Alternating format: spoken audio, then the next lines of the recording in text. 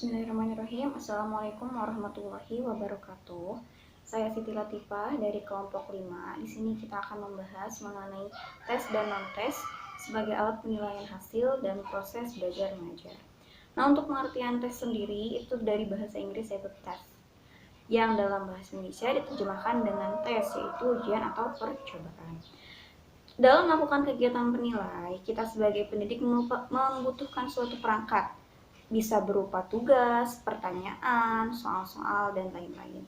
Nah, biasanya suatu perangkat itu kita kenal dengan sebutan tes atau ujian. Selanjutnya, penggolongan tes berdasarkan fungsinya. Yang pertama ada tes seleksi. Tes seleksi ini digunakan dalam rangka penerimaan siswa baru biasanya. Lalu yang kedua ada tes awal atau kita sebut pretest. Pretest ini dilaksanakan sebelum pendidik memberikan materi kepada peserta didik. Lalu yang ketiga ada tes akhir atau post test, di mana setelah materi selesai disampaikan, pendidik memberikan tes kepada peserta didik. Lalu yang keempat ada tes diagnostik, yaitu tes yang kita lakukan terhadap siswa untuk mengetahui di mana kesulitan siswa tersebut dalam suatu mata pelajaran. Lalu yang kelima ada tes formatif, yaitu untuk mengetahui sejauh mana kemampuan siswa dalam memahami proses belajar mengajar. Ini biasanya kita setelah satu bab selesai, maka akan mengadakan ulangan harian.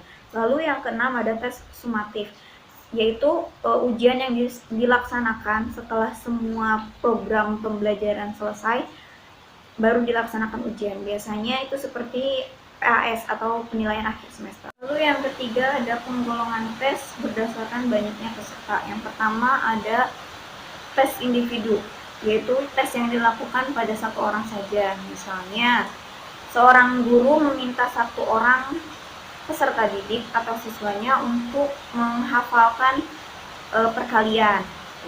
Yang kedua tes kelompok, yaitu tes yang dilakukan oleh 2 orang atau lebih yang dilakukan secara bersama-sama.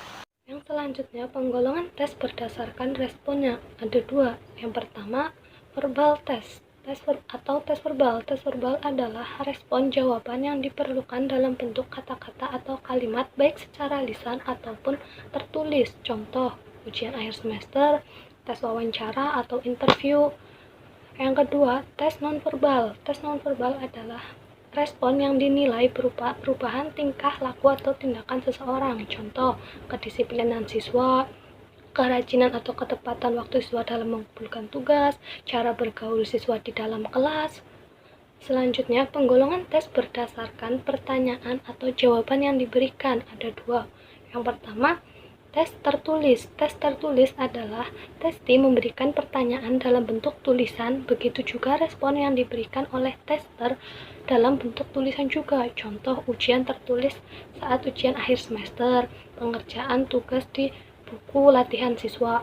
Yang kedua, tes lisan. Tes lisan adalah tes di mana respon dan jawaban dalam bentuk lisan. Contoh, tes masuk kerja, tes wawancara mahasiswa baru, atau interview. Berikutnya, ditinjau dari pertanyaan yang diberikan, tes dibedakan menjadi 2. Yang pertama, tes objektif. Tes objektif terdiri dari pertanyaan yang memiliki jawaban berupa item-item yang dapat dipilih. Contoh, soal pilihan ganda, pernyataan benar atau salah, dan menjodohkan jawaban antara jawaban yang kanan dan yang kiri.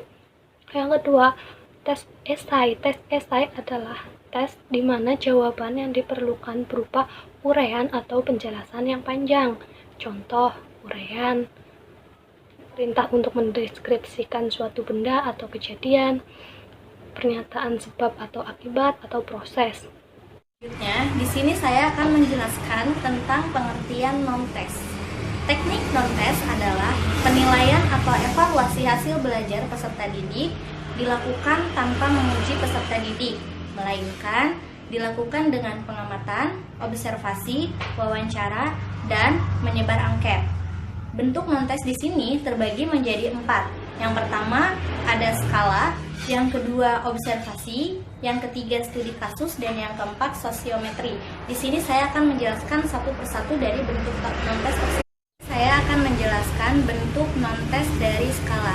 Skala adalah alat untuk mengukur nilai, sikap, bakat, dan perhatian yang disusun dalam bentuk pernyataan.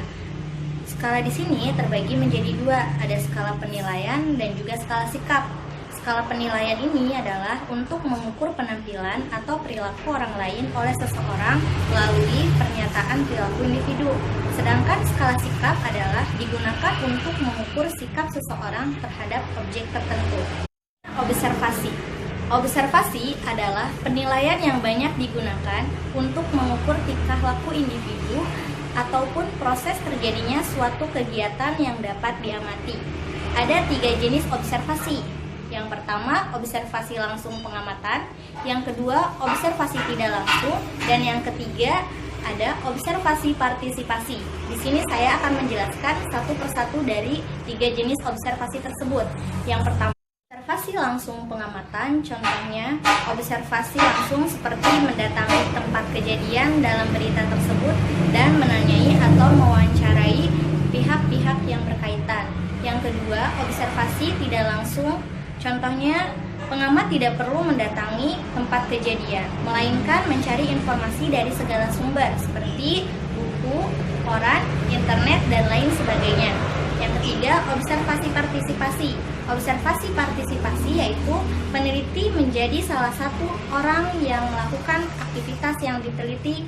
Dengan demikian, peneliti mendapatkan pengalaman secara langsung. Contohnya, seorang peneliti ikut tinggal bersama suatu suku tertentu untuk mengetahui bagaimana adat dan kebiasaan suku tersebut dalam kehidupan sehari-hari. Yang ketiga, ada studi kasus. Pada dasarnya, studi kasus ini mempelajari secara intensif individu yang dipandang mengalami suatu kasus tertentu. Ada 2 teknik studi dalam perkembangan, yaitu yang pertama studi longitudinal dan yang kedua studi cross-seksional.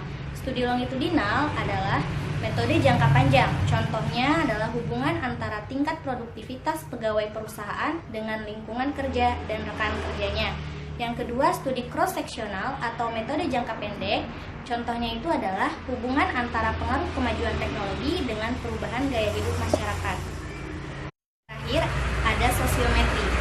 Sosiometri adalah cara untuk mengetahui kemampuan siswa dalam menyesuaikan dirinya, terutama hubungan sosial siswa dengan teman sekelasnya. Contohnya ini adalah, misalkan seorang guru melakukan tes yang mengharuskan siswa untuk memilih beberapa teman dalam kelompok sebagai pernyataan kesukaan untuk melakukan kegiatan tertentu bersama-sama dengan teman-teman yang disukainya. Sekian dari kelompok kami, semoga bermanfaat. Kurang dan lebihnya mohon dimaafkan. Wassalamualaikum warahmatullahi wabarakatuh.